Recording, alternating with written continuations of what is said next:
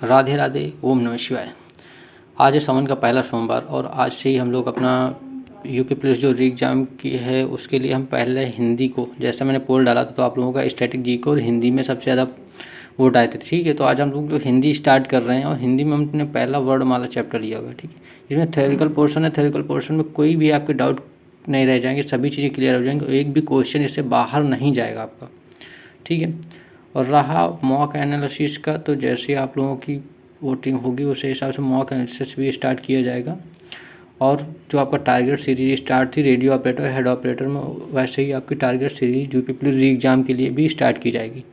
आप लोगों के आज की वीडियो से ही क्लियर होगा चीज़ें कि आप लोग इस पे जैसा ही मतलब आप लोगों की राय होगी तो इसको भी कंटिन्यू किया जाएगा। तो आज जैसे थ्योरी हो जाएगी तो कल आपके क्वेश्चन प्रैक्टिस की क्लास होगी। ठीक है, हमारे पास इतने अभी सोर्स नहीं है कि आप लोगों के लिए मैं एक्स्ट्रा चीज़ें एफर्ट करूं। जितनी चीज़ें हैं वैसे ही मैं आप लोगों के लिए PDF बनाकर प्रोवाइड कर पा रहा हूं। ठीक है, तो आज का जो है हिंदी का वर्णमाला चैप्टर है। ठीक है, तो वर्णमाला में स्टार्टिंग करते हैं।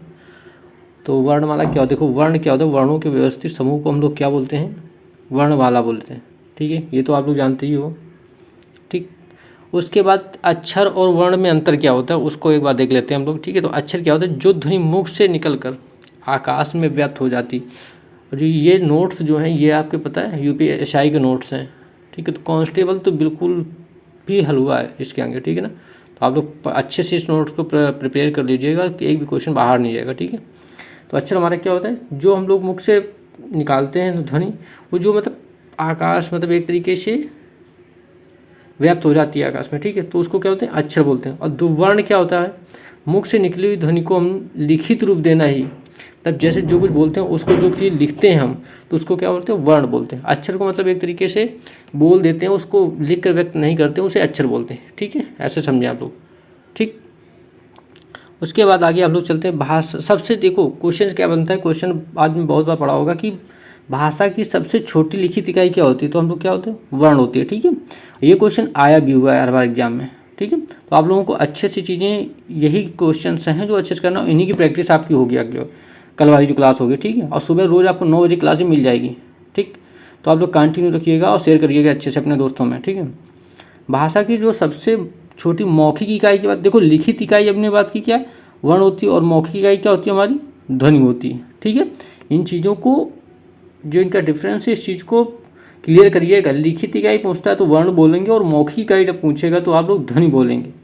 ठीक है, कभी कभी जल्दबाजी में आप क्वेश्चन पढ़ते हैं, पूछता लिखित आप बता देते हैं मौखिक, या मौखिक पूछता आप लोग लिखित पे टिक कर देते हैं। ठीक है, तो इन चीज़ों को बहुत ही क्लियर कर लीजिएगा। ठीक है, तभी आप लोग क्वेश्चन को जब भी एग्जाम दो तो क्वेश्चन को बहुत अच्छे से पढ़ो। अगला आता है हमारा, देखो वर्णों की बात करें तो वर्ण हमारे कुल कितने होते हैं? 52 हमारे कुल वर्ण होते हैं। कितने होते हैं? 52। ठीक है, 52 हमारे कुल वर्ण होते हैं, जिसमें से अगर इनको 52 को डिवाइड करते हैं हम लोग तब इसका क्या होता है? तो जो 11 हमारे होते हैं। ठीक है, 11 क्या होते हैं? स्वर होते हैं। 33 व्यंजन हमारे होते हैं, और 2 की बात करते हो अयोगवाह, और 4 हमारे संयुक्त व्यंजन होते हैं। ठीक है, और 2 उच्छिप्त व्यंजन। इन टोटल करोगे इनका तो कितना आ जाएगा? आपको 52 आ जाएगा। ठीक है, तो अब इनकी डिटेल बात करें तो 11 जो स्वर होते हैं उसमें से हम लोग अयोगवाह को काउंट नहीं करते हैं। ठीक है, अयोगवाह को जब काउंट करते हैं तो हमारे टोटल कितने 13 हो जाते हैं। कितने हो जाते हैं? जब अयोगवाह को आप काउंट करते हैं तो 13 हो जाते हैं। ठीक है, तो स्वर कितने हैं? आ से लेकर जो अ तक की मात्राएं होती हैं आपकी वो स्वर कहलाती हैं। और जो अंक आह को हम लोग काउंट करते हैं वो किसमें? अयोगवाह अंक और आह को काउंट करते हैं। ठीक है, व्यंजन हमारे का से लेकर के, ठीक है, का से माँ तक टोटल हो गए, उसके 11 लावा हो गए, शाह हो गए। ठीक है, ये हमारे क्या होते हैं? 33 व्यंजन होते हैं। ठीक है, उसके बाद संयुक्त व्यंजन की बात करते हैं, छत्र ज्ञ और श्रा। ये क्या संयुक्त? क्योंकि संयुक्त क्यों बोला जाता है इनको? क्योंकि ये 2 वर्ड से मिलकर बनते हैं। ठीक है, तो कौन कौन से? आधा का और शास्य षटकोण। आधा का और शास्य षटकोण, जो हलंत लगी होती है इसका मतलब होता है आधा ये। ठीक है, अगर हलंत हम हटा देते हैं तो ये पूरा हो जाता है। ठीक है, हलंत लगी तो आधा होगा। आधा का और शास्य छास्य छत्री बनते हो, अदत्ता और आशय त्रावंता है। जा और इया, जा और इया से क्या बनता है आपका? ज्ञा, और शा से सीटी वाला और रा से श्रावंता है। ठीक है, श्रवण वाला शा। ठीक है, और उच्छिप्त जो होते हैं वो यहाँ पे घट गया है आपका, तो उच्छिप्त डा और ढा होता है, ये डा और ढा, ये क्या होते हैं हमारे उच्छिप्त व्यंजन होते हैं। ठीक है, तो याद कर लेना इनको। ठीक, उसके बाद आते हैं हम लोग केंद्रीय हिंदी निदेशालय की बात करते हैं। जो केंद्रीय हिंदी निदेशालय हो उसने 1983 की में देवनागरी लिपि को हिंदी की वर्तनी का मानकीकरण जारी किया था। ठीक है, तो हिंदी के अक्षरों का जो सही ढंग से लिखने के लिए जो मानकीकरण जारी का हुआ था 1983 में, देवनागरी उसमें जारी हुआ था। ठीक है, अब इसके बाद सेकंड जो आता है हमारा, देखो हाँ, इसमें आप लोग देखो अंतर्राष्ट्रीय अंक कौन कौन से होते हैं, ये भी चीज़ें क्वेश्चन पूछा जाता है बहुत बार। तो अंतर्राष्ट्रीय अंक 1 से लेकर जो 10 तक के हमारे नंबर्स होते हैं वो क्या होते हैं, अंतर्राष्ट्रीय अंक कहे जाते हैं। ठीक है, और 1 से लेकर जो 10 तक हमारे अंक होते हैं वो क्या होते हैं, अंतर्राष्ट्रीय अंक होते हैं। ठीक है, उसके बाद बात करते हैं तो लिपि क्या होती है। लिपि क्या होती है, हिंदी भाषा को लिखने का जो तरीका होता है हमारा, जो हिंदी भाषा हम लोग लिखते हैं उसी को हम लोग क्या बोलते हैं, लिपि बोलते हैं। और लिपि हमारी क्या है, हिंदी में देवनागरी है। ठीक है, कौन सी है, देवनागरी लिपि है। पंजाबी क्या होती है, गुरुमुखी होती है। अंग्रेजी की रोमन होती है। ठीक है, ऐसे करके सभी लिपियाँ होती हैं, इनको अभी आपको पढ़ना है। देवनागरी अंक की बात करते हैं, जैसे हम लोग हिंदी पहले पढ़ते थे, ये तो हमारे 1 2 3 1 से 10 तक नंबर, जो हिंदी के नंबर्स होते हैं हमारे, उनको कैसे लिखते थे, ये लिखते थे कि नहीं, इस प्रकार से लिखते थे। तो ये हमारे क्या देवनागरी अंक है। ठीक है, अब बात करते हैं स्वरों की बात करते हैं। तो देखो इसकी परिभाषा, जैसे एक तरीके की परिभाषा क्या, इसकी डिफिनीशन क्या होती है उसको अच्छे से देख लो। वे वर्ण जिनका उच्चारण स्वतंत्र रूप से होता है, मतलब स्वतंत्र मतलब कुछ भी रोक टोक नहीं होती है। ठीक है, तो उनको वो क्या बोलते हैं, स्वर बोलते हैं हम लोग। ठीक है, जैसे छोटा बड़ा, छोटी बड़ी, छोटा ऊ बड़ा ऊ, ऋषि ए ओ औ, ये क्या है, हमारे सब स्वर हैं। व्यंजन की बात करते हैं तो व्यंजन क्या होते हैं, किसी से मिलकर बनते हैं। ठीक है, व्यंजन हम स्वतंत्र रूप से नहीं बोल सकते हैं। एक तरीके से जो वर्ण स्वरों स्वतंत्र रूप से नहीं बोले जाते हैं या फिर स्वरों की सहायता लेनी पड़ती है, उन्हें व्यंजन बोलते हैं। हमने अभी जब संयुक्त व्यंजन बताया था तो उसमें बताया था कि जो छ से छत्री हमारा होता है वो का, आधा का और छ से षटकोण वाले ष से बनता है। ठीक है, तो आधा का क्यों है, क्योंकि ये स्वतंत्र, इसमें कोई भी स्वर नहीं आया हुआ है। स्वर मतलब जब आएगा तो ये हलंत हट जाएगा और आपका क्या होता है, पूरा बन जाएगा। तो हलंत हटाने के लिए छोटा आ की मात्रा इसमें ऐड होती है। ठीक है, आप लोग ऐसे है। अब जैसे देखो का आ गया, अब आधा का क्या है, यहाँ पर का लिखा हुआ है, ये पूरा, ये जो का है हमारा पूरा है, और इसमें देखो का हलंत लगा दिया, आ लिखा जोड़ा, तो ये क्या होता है, का। ठीक, का जो हलंत होता है अर्थ रूप, जब हलंत किसी भी अक्षर में हम लगाते हैं तो उसको क्या बोलते हैं, अर्थ रूप उसका माना, मतलब आधा अक्षर माना जाता है वो। ठीक है, ऐसे याद रखिएगा आप लोग। ठीक,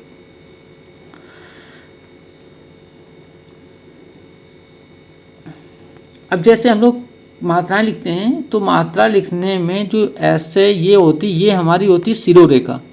क्या होती है, शिरोरेखा होती है। ठीक है, शिरोरेखा होती है ये वाली, ये लाइन। ठीक है, और जो ये खड़ी लाइन होती है हमारी, ये क्या होता है, खड़ी पाई होती है। ठीक, ये क्या होती है हमारी, खड़ी पाई होती है। ठीक है, इसको याद रखिएगा अच्छे से। ठीक, अब आते हैं व्यंजन। व्यंजन कुल कितने हमने बताए थे। एक चीज़, स्वर जो हमारे होते हैं, स्वर कभी भी आधे नहीं लिखे जाते हैं। स्वर हमेशा पूरा होता है, स्वर को कभी आधा नहीं लिखते। व्यंजन हमारा आधा होता है। ठीक है, उसके बाद करते हैं जो व्यंजन हमारे होते हैं कुल कितने होते हैं, 33 होते हैं। 33 में से हम लोग डिवाइड करते हैं इनको, तो जो नीचे की तरफ लिखे जाते हैं मतलब लोटनिक हो जाते हैं, घुमावदार होते हैं, वो कौन कितने होते हैं हमारे, 9 होते हैं। ठीक है, और का और फा 2 होते हैं जो आधे रूप में होते हैं। ठीक, 22 कितने हो, जो खड़ी पाई को पार नहीं करते हैं। जो खड़ी पाई को पार नहीं करते हैं वो कितने होते हैं, टोटल 22 होते हैं। इन सब को आधा लिखने के लिए खड़ी पाई हटा देते हैं। देखो जैसे हम लोग जो खड़ी पाई को पार नहीं करते, जैसे खा है, खा को हम लोग अगर कभी भी आधा लिखेंगे तो क्या करेंगे, इसको क्या करेंगे, खड़ी पाई जो है ये आधा हटा, ये खड़ी पाई हटा देंगे, ठीक है। गा को लिखने के लिए गा ऐसे लिखते हो, आधा लिखेंगे तो ऐसे लिखेंगे, ठीक है, बस।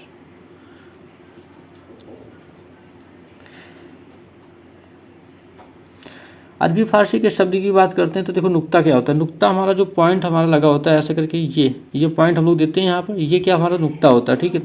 पंचमाक्षर में यूज करते हैं, जैसे अंगा होता है तो वहाँ पर लगाते हैं, तो ये क्या होता है पंचमाक्षर, ठीक है।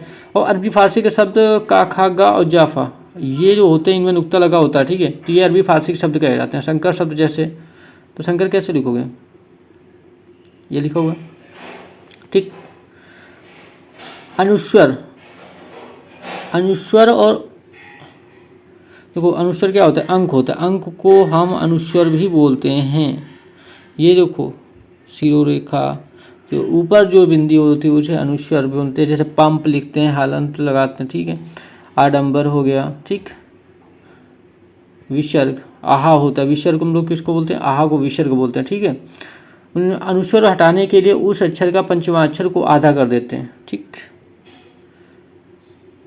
अब इनमें से जो मेन इंपॉर्टेंट है वो आप लोगों को हम बता दे रहे हैं, उसके अलावा जो चीज़ें इंपॉर्टेंट नहीं है वो छोड़ते जा रहे हैं, क्योंकि नोट्स पूरे बने हुए हैं, ठीक है। तो उनके नहीं, आपको यूपी पुलिस कांस्टेबल की बेस से हम बता रहे हैं कि जितनी चीज़ें उसमें इंपॉर्टेंट है वो चीज़ें हम बता रहे हैं, ठीक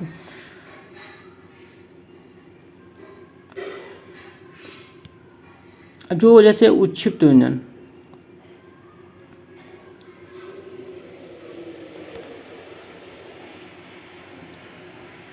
अब आते हैं हम स्वरों को वर्गीकरण, सीधे सीधे स्वरों का वर्गीकरण में आते हैं। तो स्वर का वर्गीकरण क्या होता है, मात्रा के आधार पर हम लोग वर्गीकरण इसका करते हैं। किस पे करते हैं, मात्रा के आधार पर वर्गीकरण करते हैं। तो 3 प्रकार से करते हैं। ह्रस्व मतलब छोटा या लघु, दीर्घ, ठीक है, छोटा या लघु, या दीर्घ, दीर्घ मतलब बड़ा या द्विमात्रिक। ह्रस्व जो होता है वो हमारा एक मात्रिक होता है, और यह प्लुत, जिन दीर्घ स्वर से अधिक समय लग जाता है। मतलब अभी इसका डिटेल बताता हूँ मैं। देखो कुल स्वर संख्या कितनी होती है ह्रस्व स्वरों की, 4 होती है। कौन कौन से, छोटा आ, छोटी ई, छोटा ऊ और ऋषि, ठीक है। इनके कितने होते हैं, 4 स्वर होते हैं, ठीक है, ह्रस्व स्वर में, जिनके उच्चारण में कम समय, मतलब एक तरीके का बिल्कुल ही कम समय लगता है, तो उन्हें क्या बोलते हैं हम लोग, ह्रस्व स्वर बोलते हैं, ठीक है, ठीक। उसके बाद जैसे इनमें कोई समय लगता नहीं लग रहा है ना, तो ये हमारा क्या होता है, ह्रस्व स्वर होते हैं। दीर्घ क्या होते हैं, बड़ा आ ऐसे बोलते हो तो उसमें मतलब ह्रस्व स्वर से 2 गुना समय लगता है, तो उसे क्या बोलते हैं, दीर्घ स्वर बोलते हैं, द्विमात्रिक स्वर बोलते हैं, बड़ा स्वर बोलते हैं, ठीक है। इसको हम कितने संख्या होती है, 7 होती है। कौन कौन से, बड़ा आ, बड़ी ई, बड़ा ऊ, ठीक है, बड़ी ई, बड़ा ऊ, ए, ऐ, ओ, औ, ठीक है, जिनके उच्चारण में लघु स्वर से 2 गुना समय लगता है, ठीक है। दीर्घ चिन्ह, अब देखो लघु चिन्ह को जो डिनोट करेंगे उसका ये साइन होता है, और दीर्घ चिन्ह का जो दर्शन चिन्ह जिसे बोलते हैं ये होता है, ठीक है। इसकी 2 मात्रा होती हैं। इसको जब हम काउंट करेंगे, जब पढ़ेंगे रसचंद अलंकार, तो उनमें जो मात्राएं काउंट की जाती हैं उसको 2 मात्रा काउंट करते हैं, इसको 1 मात्रा काउंट करते हैं, ठीक है। वहाँ पर जब चलेंगे तब समझ में आएगी चीज़ें, ठीक है।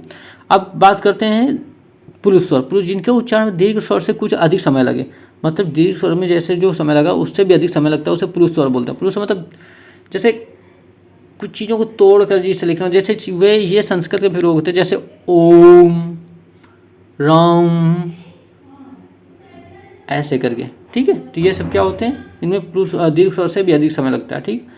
अब बात करते हैं, जैसे ये नोट लिखा हुआ है, कुछ क्या लिखा है कि व्यंजन की मात्रा नहीं होती, व्यंजन की मात्रा नहीं होती, मात्रा सिर्फ स्वरों की ही होती है। व्यंजन मतलब हल होता है, और स्वर मतलब होता है अच, ठीक है। जीभ के आधार पर वर्गीकरण अब करते हैं हम लोग। जीभ के आधार पर वर्गीकरण के अग्र स्वर, मध्य स्वर और पश्च स्वर। अग्र स्वर का मतलब होता है जीभ के अगले हिस्से से उच्चारित वर्ण। जीभ के अगले हिस्से से उच्चारित वर्ण कौन से होते हैं, छोटी ई, छोटी ई, बड़ी ए और ऐ।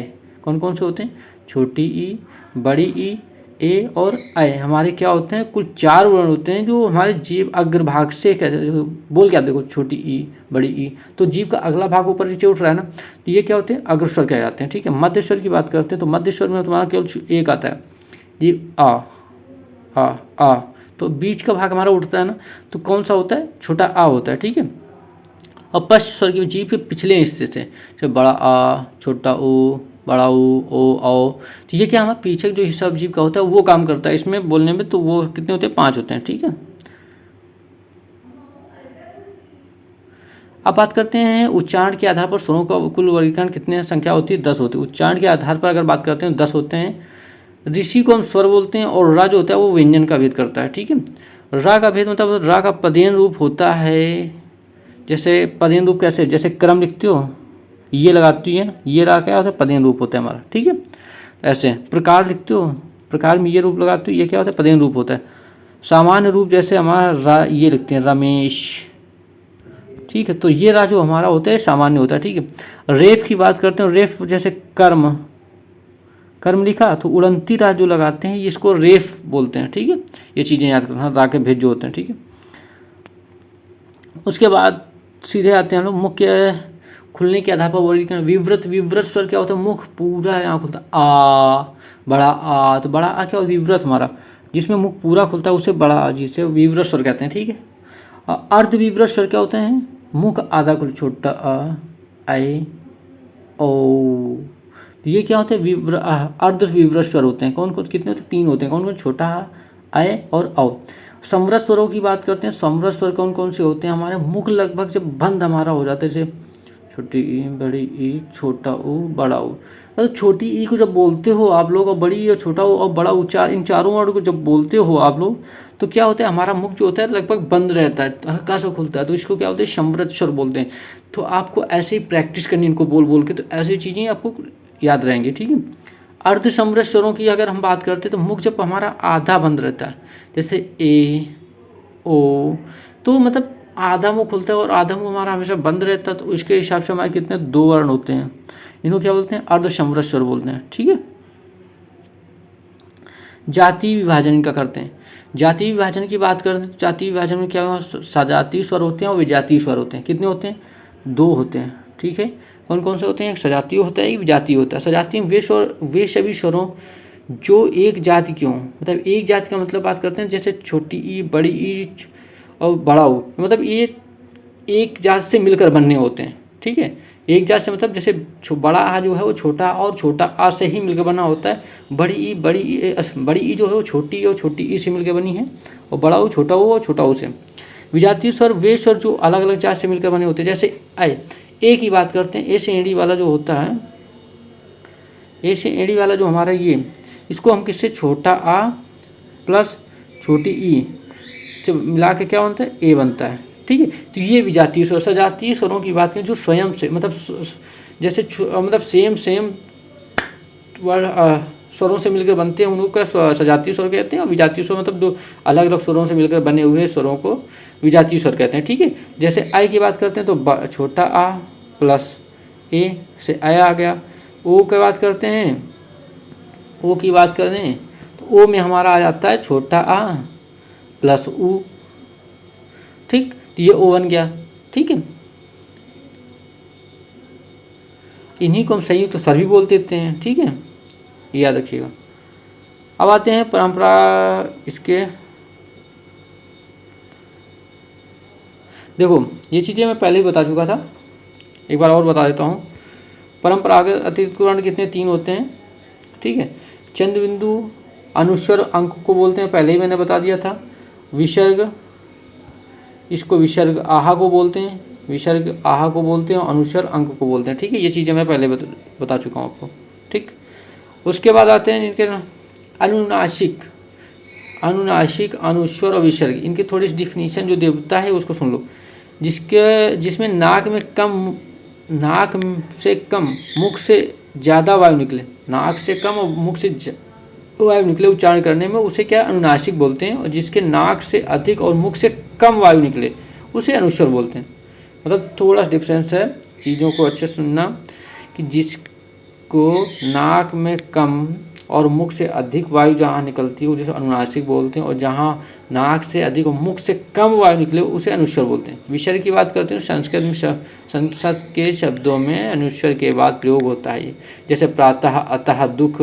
ठीक है, ये सब प्रातः काल। ठीक, जो हमारे तद्भव शब्दों का प्रयोग हमेशा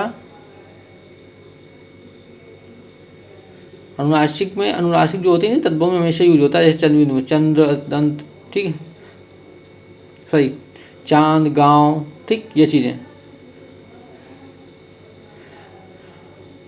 पंडित किशोरी प्रसाद वाजपेयी की बात करते हैं तो उनके अनुसार कुछ जो अनुस्वर और विसर्ग थे इनको स्वर नहीं कहा गया है, ठीक है। यह व्यंजनों की तरह ही स्वरों से पूर्ण नहीं आते हैं, बाद में आते हैं, ठीक है। तो इनको पंडित जो किशोरी प्रसाद वाजपेयी थे उन्होंने स्वर नहीं माना हुआ है, ठीक है। तो इसलिए व्यंजन भी नहीं कहेंगे इनको, और अयोगवाह, इसलिए इनको क्या बोला जाता है, अयोगवाह बोला जाता है। हिंदी में कोई दो स्वर एक साथ नहीं लिखे जा सकते, ठीक है। हिंदी में जो स्वर होते हैं वो दो स्वर कभी भी एक साथ नहीं आएंगे, ये हमेशा याद रखिएगा, ठीक है।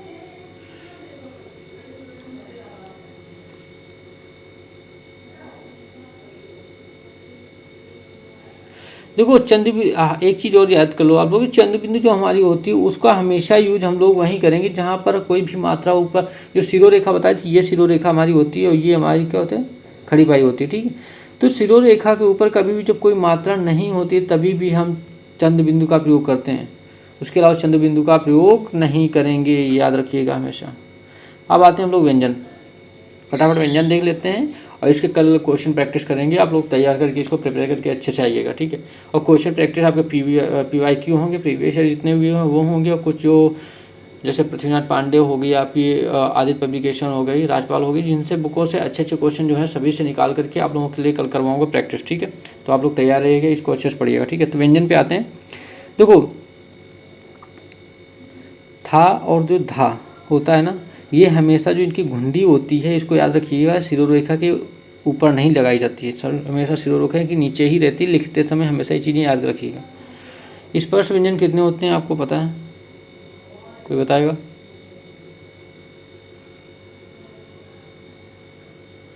स्पर्श व्यंजन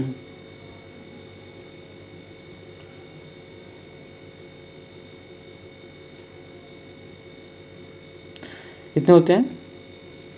स्पर्श व्यंजनों की कुल संख्या हमारी 25 होती है, ठीक है। वर्गीय व्यंजनों की कुल संख्या कितनी होती है? 25 होती है, जिसमें से स्पर्शी व्यंजन, स्पर्श संघर्षी और नासिक, इनको डिवाइड किया जाता है 3 पार्ट में, ठीक है। स्पर्शी जो व्यंजन होते हैं वो 16 होते हैं। कौन कौन से होते हैं? का से लेकर, देखो पंचमाक्षर को हटा दो, का, खा, गा, घा, टा, ठा, डा, ढा, ता, था, दा, धा और पा, फा, बा, भा, चवाई लाइन नहीं आती है, ठीक है। जो स्पर्श संघर्षी होती है उसमें च, छ, ज, झ 4 होती है। स्पर्श संघर्षी जो चवाई लाइन है वो स्पर्श संघर्षी में आती है। स्पर्श व्यंजन में हमारी लाइन की बात करते हैं कितने होते हैं? 16 होते हैं, ठीक है। और नासिक के व्यंजन कितने? 5 होते हैं। कौन? आड़ा, इया, ठीक है, सॉरी, अंगा, इया, आड़ा, ना और मा, ठीक, ये चीज़ें याद रखिएगा। अंतस्थ, यार अलावा कितने होते हैं? 4 होते हैं। कौन कौन से? या, रा, ला और वा, ये कितने कौन कौन से? ये क्या है हमारे? अंतस्थ व्यंजन, ठीक है, अंतस्थ, ठीक। या और वा को हमको अर्धस्वर बोलते हैं, या और वा क्या बोलते हैं? अर्धस्वर बोल देते हैं, ठीक है। या वो क्या बोलते हैं? अर्धस्वर बोलते हैं। इनको पंडित डॉक्टर भोलानाथ त्रिपाठी ने संघर्षहीन सप्रवाह व्यंजन भी कहा है। ये क्वेश्चन कभी पूछ सकता है, अच्छे एग्जाम में पूछा जा सकता है। क्या है डॉक्टर कौन, किसने बोला था संघर्षहीन और सप्रवाह व्यंजन? किसने बोला था या और वाह को? भोलानाथ तिवारी ने, ठीक है। देखो जो रा होता है वो प्रकम्भिक या लुंठित बोलते हैं, और जो ला होता है वो पार्श्विक व्यंजन बोलते हैं। पार्श्विक क्या होता है? ला होता है। ये क्वेश्चन हमेशा पूछा गया है, आपका इम्पॉर्टेंट है, याद रखिएगा। जो ला होता है ये पार्श्विक व्यंजन होता है, और रा जो होता है लुंठित व्यंजन है या प्रकम्पित व्यंजन है। ये क्वेश्चन आए हुए हैं, ठीक है, इनको अच्छे से पढ़ लीजिएगा। ऊष्मीय व्यंजन शा, शा, शा, हा, जितने तीनों शा और हा को चारों को मिला देते हैं तो क्या हो जाते हैं हमारे ऊष्मीय व्यंजन? कौन कौन से? सीटी वाला शा, सपेरा वाला शा, षटकोण वाला शा और हा, ये चारों हमारे क्या होते हैं? ऊष्मीय व्यंजन कहे जाते हैं। क्या? ऊष्मीय व्यंजन। जिन वर्णों के उच्चारण में जोर से श्वास खींचनी पड़े, गर्म जो ऊष्मा अंदर से मतलब हवा होती है आती है, तो उसे क्या बोलते हैं? ऊष्मीय व्यंजन बोलते हैं, ठीक है। आगत स्वर क्या होते हैं? आगत। यदि अंग्रेजी के शब्दों को हिंदी में लिखा जाए, यदि अंग्रेजी के शब्दों को हिंदी में लिखा जाए, जैसे हॉस्टल, हॉस्पिटल, कॉलेज, नॉलेज, ये क्या होता है? आगत व्यंजन होते हैं। ये यार मुख अच्छे से बना नहीं पाया हूँ, ठीक है, तो उसका है, ठीक है। जो दंत होता है, ओष्ठ, जो हम लोग ओष्ठ, ओठों के आगे वहाँ ओष्ठ होता है, दंत, मूर्ध। देखो इसको याद करने का एक ट्रिक है अच्छी सी, ठीक, उसको भी हम आगे चल के बता रहे हैं, ठीक है। जैसे कंठ, ताल, मूर्ध, दंत, ओष्ठ। तो कंठ, ताल, मूर्ध, दंत, ओष्ठ, इसकी हम कल जब प्रैक्टिस कराएंगे तो वहाँ पर अच्छे से आपको ट्रिक बता देंगे। तो ये चीज़ें बिल्कुल याद कर लोगे, कहीं से भूलोगे ही नहीं कभी भी आप, ठीक है। कंठ, कहा, कहा मतलब जैसे कंठ मैंने बोला, कंठ बोला, कहा, कहा, ये कहा बोला, तो जो का वाली पूरी लाइन, ठीक है, छोटा बड़ा आ, अंक और आहा और हा, ये कितने हो गए? ये कंठ, कंठ के जो हमारा होता है, कंठ मतलब जो हम लोग डिवाइड करते हैं कंठ, ताल, मूर्ध, दंत, ओष्ठ के रूप में, तो उसमें जितने आते हैं, कंठ में जितने आते हैं, ये पूरे इतने वर्ण होते हैं, ठीक है। उसके बाद कंठ, ताल, कंठ, ताल, मूर्ध, दंत का तालु में क्या? चयसी, चयसी जैसे बोलते हो, ची, ये वो आपने बोला चावाई लाइन, या शा, छोटी बड़ी, ठीक है। ऐसे करके चीज़ों को हम लोग कल याद करेंगे अच्छे ट्रिक से, ठीक है। तो आप लोग कल जितना पढ़ा रहा हूँ उसको पढ़ के आइएगा, उसके बाद कल आगे का करते हैं, ठीक है। जितना आगे और उसको बता देते हैं, ठीक है। ये देखिए जैसे आ गया, उच्चारण के आधार पर जो वर्गीकरण हम लोग करेंगे, तो कंठ, कंठ में जैसे देख कंठ लिखा हुआ है, कंठ, देखो आपने अभी बताया मैंने ना, का की पूरी लाइन आएगी, छोटा बड़ा, हा और अंक विसर्ग, आहा, ठीक है। उस तालु, चयसी, इसको कैसे याद करेंगे? चयसी, चयसी, चयसी, तो चयसी मतलब तावा, जो चावाई लाइन पूरी आ जाएगी, छोटी बड़ी य और शा, छोटी बड़ी य और शा, यही बताया ना मैंने अभी आपको ऊपर। मूर्ध, मूर्ध मतलब टशर, टशर, मूर्ध कैसे लिखे? टशर, टशर, टावाली, और देखो टावाली हो गई, और आपका ऋषि हो गया, टशर, रा हो गया, षटकोणा शा हो गया, ये आ गया। दंत, ईश्वर,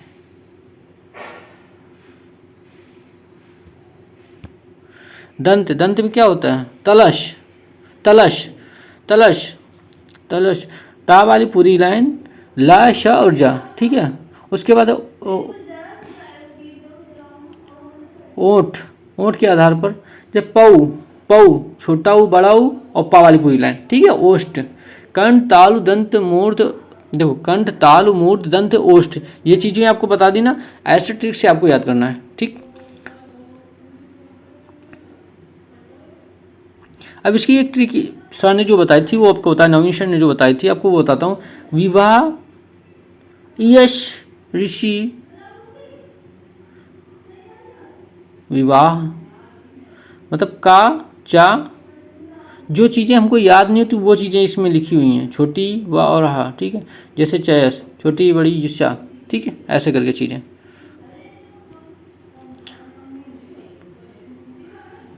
देखो कंठ, तालु, ठीक, कंठ तालु क्या होता है? ए, ऐ, ओ, औ, कंठ तालव्य, कंठोष्ठ, देखो कंठ तालव क्या, ए और ऐ होते हैं हमारे, ठीक है। और कंठोष्ठ, कंठोष्ठ माने छोटा, मतलब ओ और औ क्या होते हैं? कंठोष्ठ होते हैं। ये क्या होता है? कंठ मतलब छोटा आ और ओष्ठ मतलब छोटा ऊ, तो मिलाकर क्या बोलते हैं? ओ और ओ बनाया जाता है, इन्हीं से दोनों से मिला बना देते हैं, तो उसे कंठोष्ठ बोलते हैं। और जहाँ पर छोटा आ और प्लस छोटी ई से मिलाकर जो ए बनता है उसे कंठ ताला भी बोलते हैं, ठीक है। ये चीज़ याद रखिएगा। अरबी फारसी शब्द आपको पता ही है, का, खा, गा, जा, फा होते हैं, इनमें नुक्ता लगा होता है, ठीक है। ये अरबी फारसी की नई विकसित दुनिया की अगर बात करते हैं, नई विकसित दुनिया भी इन्हीं को हम लोग बोलते हैं, जो मतलब अरबी फारसी शब्द होते हैं, ठीक है। और इनको प्रयोग सबसे पहले राजा शिव प्रसाद सितारे हिंद ने किया था, ठीक है, हिंदी में। ये चीज़ याद रखिएगा। अब जैसे देखिए नुक्ता का प्रयोग, देखो हिंदी उर्दू में किया जाता है हमेशा, नुक्ता जो प्रयोग होता है वो उर्दू में होता है, अरबी फारसी के शब्द हैं। हिंदी में जैसे कफ हम लोग लिखते हैं तो उसका हम लोग होता है बलगम, जो मतलब कफ जम जाता है, खांसी जुकाम जब होती है तो कफ नहीं होता, उसको हम लोग बलगम बोलते हैं।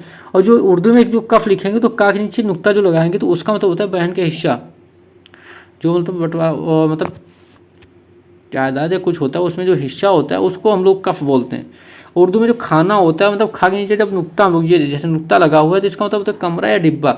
और वैसे मतलब हिंदी में जो खाना की बात करते हैं जब नुक्ता नहीं लगाते हैं हम लोग तो उसका मतलब क्या होता है भोजन होता है। ठीक है, ये चीज़ याद रखिए, ये इतना मतलब डिफरेंस होता है दोनों में।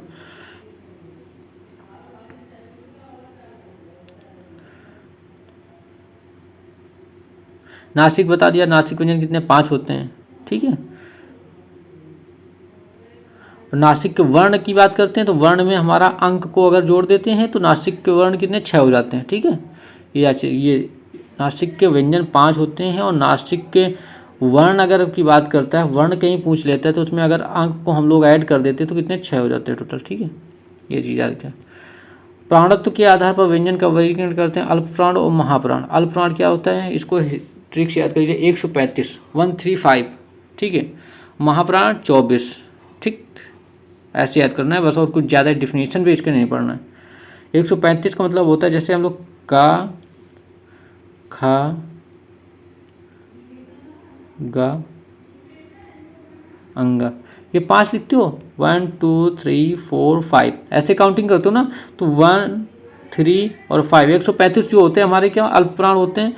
महाप्राण जो 2 4 नंबर पे होते हैं वो महाप्राण होते हैं, जिनके उच्चारण में अधिक मतलब श्वास की आवश्यकता होती है महाप्राण बोलते हैं, और जिनके उच्चारण में कम श्वास की आवश्यकता उसे अल्पप्राण बोलते हैं, सीधी सी बात है। ठीक है, जितने भी हमारे अंतस्थ व्यंजन, अंतस्थ क्या, यार अलावा हा बोल नहीं, यार अलावा बोला था ना, यार अलावा 4 ही होते हैं अंतस्थ। अंतस्थ व्यंजन जितने होते हैं और सभी स्वर जितने 11 स्वर होते हैं और अंगा, ये हमारे क्या होते हैं, हमेशा क्या होते हैं, अल्पप्राण में आते हैं। ठीक है, ये चीज़ याद रखिएगा। कुल अल्पप्राण वर्णों की बात करते हैं कितने, 31 टोटल होते हैं। ठीक है, सभी स्वर अल्पप्राण होते हैं, ये मैंने बता दिया। 11 स्वर जो होते हैं सब अल्पप्राण होते हैं। महाप्राण 24 होते हैं, अभी बताया मैंने पीछे।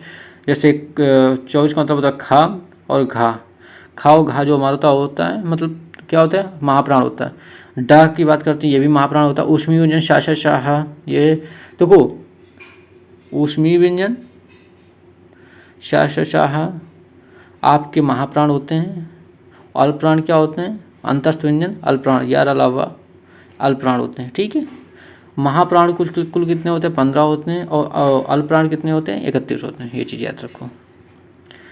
स्वर तंथियों के आधार पर वर्गों का विभाजन अगर बात करते हैं तो अघोष और अघोष।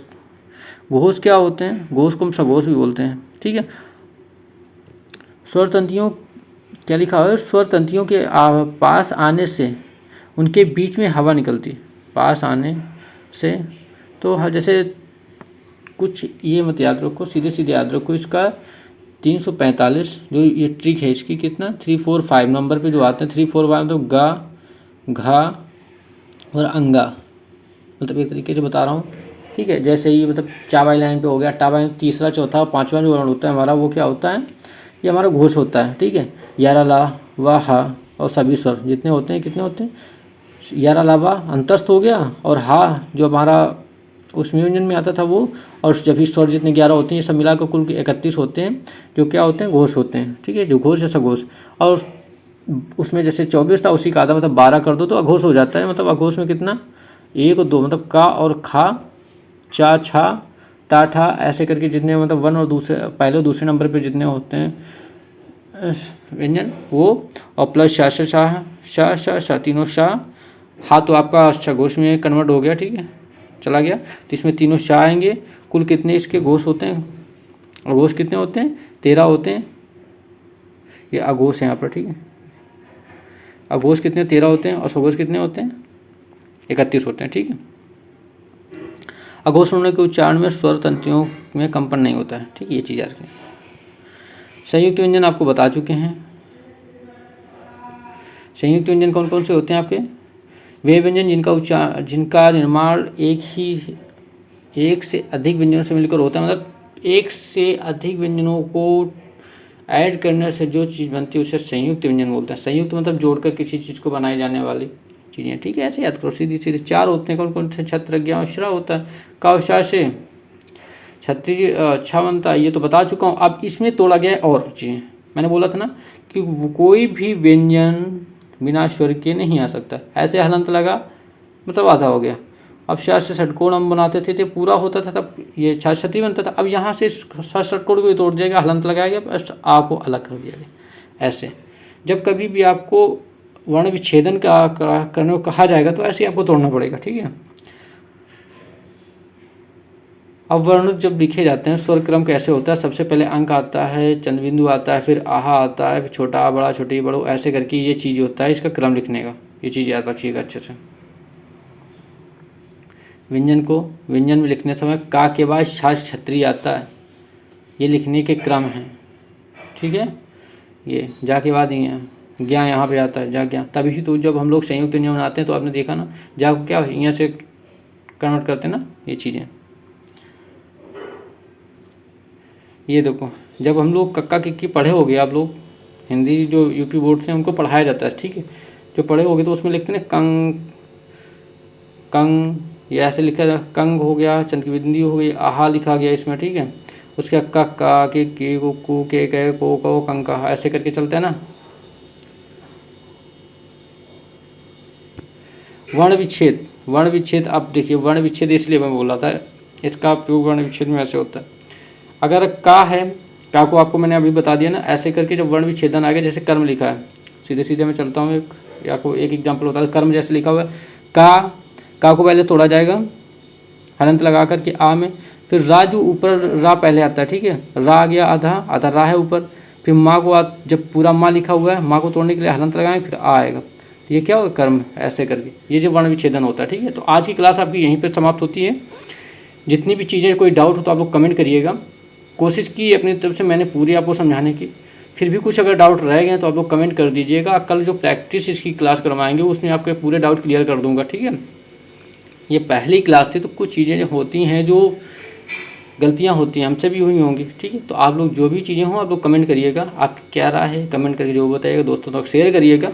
और आशा करूँगा इससे एक भी क्वेश्चन वर्णमाला से तो आपका बाहर नहीं जाएगा। जो चीज़ें बची हुई हैं वो आपकी कल प्रैक्टिस क्वेश्चन में आ जाएंगी, और जितने PYQ क्वेश्चन है, UPSI के हो जाए या यूपी कांस्टेबल, सभी आपके कल प्रीवियस क्वेश्चन की प्रैक्टिस करवा देंगे, ठीक है। तो आप लोग का जैसा इस वीडियो में प्यार होगा उसके अकॉर्डिंग आगे की क्लासें आपकी डिसाइड की जाएंगी, ठीक है। जय हिंद, राधे राधे, ओम नमः शिवाय। तो आज के लिए इतना ही, आप लोग अच्छे से तैयार करिएगा।